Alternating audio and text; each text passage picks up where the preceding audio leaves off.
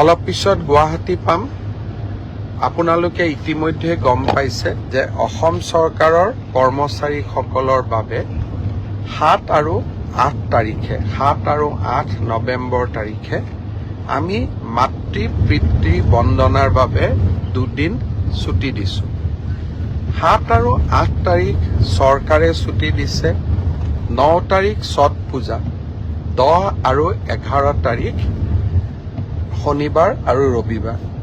এক কথাত ক'বলৈ গ'লে 7 তাৰিখৰ পৰা 11 তাৰিখ 5টা দিন চৰকাৰী কৰ্মচাৰীসকলে বন্ধ পাব। মাতৃ পিতৃ বন্দনাৰ উদ্দেশ্য হ'ল এই 5 দিন আমি যদি আগতীয়াকৈ পৰিকল্পনা কৰোঁ, মোৰ মা, মোৰ দেউতা, মোৰ শহুৰ, মোৰ শাহু, আমি বিভিন্ন মন্দিৰ, তীৰ্থস্থান বা পৰ্যটনস্থলীলৈ আমি লৈ যাব পাৰোঁ। পিতৃ মাতৃয়ে আমাক ডাঙৰ দীঘল কৰে। পিতৃ মাতৃৰ কৃপাতেই আমি জীৱনত সফলতা লাভ কৰোঁ।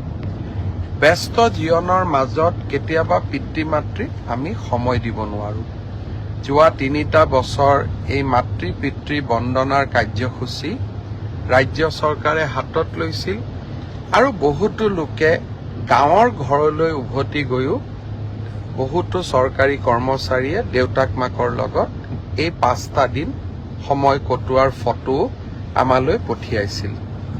বহুতে মোক প্ৰশ্ন কৰে যে ব্যক্তিগত কোম্পানীত কাম কৰা সকলেই সুবিধা কিয় নাপায়। মই আশা কৰোঁ যে চৰকাৰে যেনেকৈ আমাৰ কৰ্মচাৰীসকলক এই সুবিধা দিছে, একে সময়তে ব্যক্তিগত কোম্পানীৰ স্বত্বাধিকাৰসকলেও এনেকুৱা যদি সুবিধা তেওঁলোকৰ কৰ্মচাৰীসকলকো দিয়ে আৰু বিনা বেতন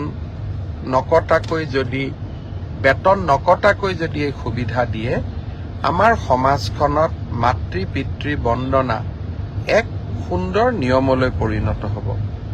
মই আজি সকলোকে আহ্বান জনাম, বিশেষকৈ বেচৰকাৰী কোম্পানী, প্ৰাইভেট কোম্পানীৰ স্বত্বাধিকাৰসকলক পাৰিলে আপোনালোকেও 7 আৰু 8 তাৰিখে কৰ্মচাৰীসকলক ছুটি দিব। মই দাবী কৰিব নোৱাৰোঁ, কিন্তু আপোনালোকক মই বিনম্ৰতাৰে সৈতে অনুৰোধ জনাম। যোৱাকালি মই কেইটামান টেলিভিশ্যনত এটা ডিবেট দেখিছিলোঁ যে 3য় আৰু 4ৰ্থ শ্ৰেণীৰ চাকৰিত APSCৰ ধৰণে পৰীক্ষা কিয় হ'ব লাগে। দৰাচলতে আচল কথাটো হ'ল যে আমি APSCৰ ষ্টেণ্ডাৰ্ডৰ প্ৰশ্ন কাটিব খোজা নাই। APSCৰ ধৰণৰ পৰীক্ষা, তাৰমানে প্ৰথম প্ৰিলিমছ হ'ব, তাৰপিছত মেইনছ হ'ব আৰু তাৰপিছত আমাৰ ভাইবা হ'ব। কিন্তু পৰীক্ষাৰ প্ৰশ্নৰ ষ্টেণ্ডাৰ্ড 4ৰ্থ শ্ৰেণীৰ কাৰণে APSCৰ দৰে নহয়। পৰীক্ষাৰ প্ৰশ্নৰ ষ্টেণ্ডাৰ্ড মেট্ৰিকৰ দৰে হ'ব, হায়াৰ ছেকেণ্ডেৰীৰ দৰে হ'ব। তেনেকে 3য় শ্ৰেণীৰ কাৰণেও আমি সেই ধৰণৰ যিটো পৰীক্ষাৰ বাবে প্ৰয়োজনীয়, অৰ্থাৎ গ্ৰেজুৱেশ্যন যাৰ কোৱালিফিকেশ্যন, তাৰ বাবে চিলেবাছ গ্ৰেজুৱেশ্যন হ'ব, হায়াৰ ছেকেণ্ডেৰী যাৰ চিলেবাছ, তাৰ চিলেবাছ হায়াৰ ছেকেণ্ডেৰী হ'ব। কিন্তু আমি এটা প্ৰস্তাৱ দিছিলোঁ যে এইবাৰ ADRE পৰীক্ষাত প্ৰিলিমছ হওক, মেইনছ হওক আৰু ইণ্টাৰভিউ হওক। কিয় কৈছিলোঁ আপোনালোকে জানি আচৰিত হ'ব যে 7,000 পোষ্টৰ ভিতৰত এটা পোষ্ট আছে যাৰ কোৱালিফিকেশ্যন হায়াৰ ছেকেণ্ডেৰী, আৰু সেই শিতানত 3,700 পোষ্ট আছে। তাৰ বিপৰীতে 11 লাখ ল'ৰা ছোৱালীয়ে আবেদন কৰিছে।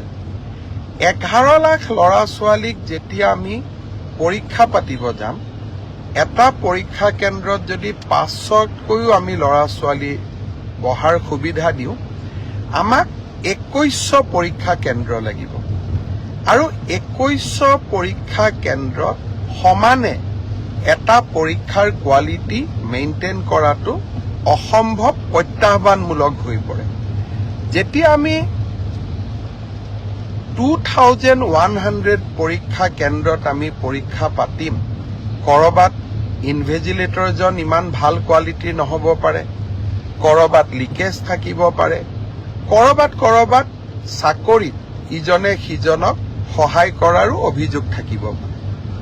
যদি আমি প্ৰিলিমছত এই অভাৱ বা অভিযোগ যিসমূহ থাকিসমূহৰ পৰা আমি যেতিয়া প্ৰিলিমছৰ পৰীক্ষাৰ ফলাফল দিম, প্ৰিলিমছত 1 লাখ ল'ৰা ছোৱালীয়ে পাছ কৰিব আৰু 1 লাখ ল'ৰা ছোৱালীক আমি যেতিয়া মেইনছ পৰীক্ষা পাতিম, তেতিয়া তাত পৰীক্ষাৰ কোৱালিটিটো আমি খুব সূক্ষ্মভাৱে মেইনটেইন কৰিব পাৰিম। অৰ্থাৎ শেষলৈ গৈ যোনে চাকৰি পাব, তাত কোনো ধৰণে কোনো কেণ্ডিডেটে কম্প্ৰমাইজ কৰি চাকৰি পোৱাৰ সুবিধা নাথাকে।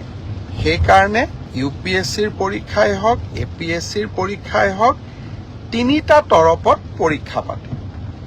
পৰীক্ষাৰ প্ৰশ্ন কাকতবোৰ APSC UPSCৰ দৰে নহয়। দুজন মানে কৈ আছে 4ৰ্থ শ্ৰেণীৰ কাৰণে APSCৰ দৰে পৰীক্ষা কিয় হ'ব লাগে? 4ৰ্থ শ্ৰেণীৰ ইণ্টাৰভিউত APR জনে ক্লাছ 10ৰ ষ্টেণ্ডাৰ্ডে পৰীক্ষাৰ প্ৰশ্নৰ উত্তৰ দিব।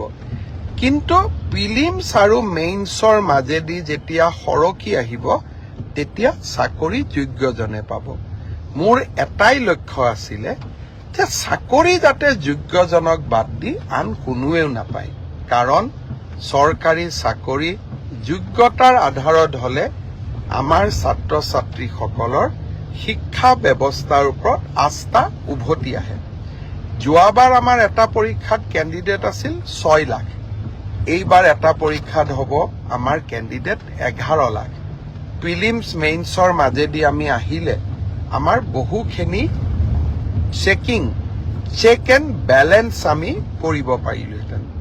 কিন্তু যি নহওক, মই বিশ্বাস কৰোঁ যে চৰকাৰৰ সিদ্ধান্ত যিমান হওক, আমি বিতৰ্কৰ ঊৰ্ধত ৰাখিব লাগে।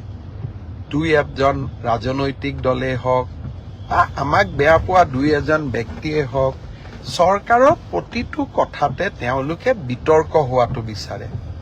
আৰু বিতৰ্কৰ পৰা তেওঁলোকৰ যে কিবা লাভ হয় এনেকুৱা নহয়। যেন বিতৰ্ক কৰি চৰকাৰখনৰ ভাল প্ৰচেষ্টাসমূহকো তেওঁলোকে যাতে কৰবাত নিগেটিভিটিলৈকে ৰূপান্তৰ কৰিব পাৰে।